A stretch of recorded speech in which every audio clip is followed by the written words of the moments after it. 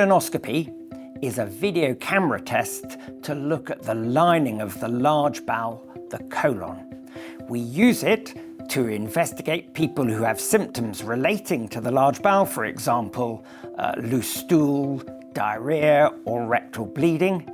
We also use it in some people as a surveillance or screening tool for the future development of bowel cancer.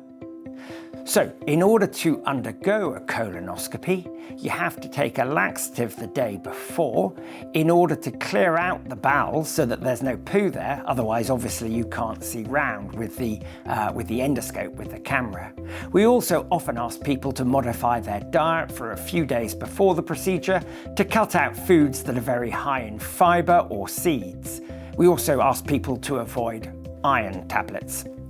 When you come up for the procedure, you tend to come into an endoscopy unit. You'll meet the nurses who'll check you in, make sure we know all about your medical history and any medications that you may be taking. And you'll often have a cannula, a drip, put into your arm for medication that can be used to give you sedation.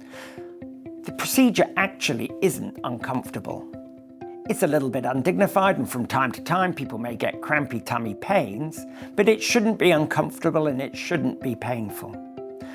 Most people, particularly if they haven't had it before, opt to have light sedation. That's an injection through that cannula that makes you feel relaxed and comfortable.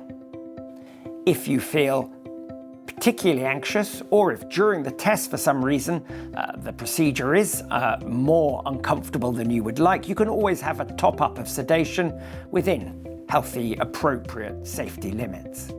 We can also use gas and air, or Entonox, which you breathe and can help reduce any discomfort at critical moments during the test. The procedure lasts between 10 and 20 minutes to have a look all the way around the colon and into the first part of the small bowel. If you were to have a polyp, a little growth of the bowel that looks a bit like a mushroom, if left, that can turn into a bowel cancer. So during the same procedure, we can remove that polyp. We throw a noose around the stalk.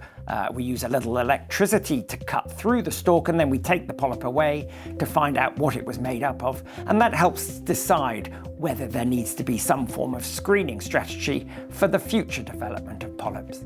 I think the most important thing to say about a colonoscopy is, although that it does sound like a relatively uncomfortable big thing, it really isn't. It's a very straightforward test.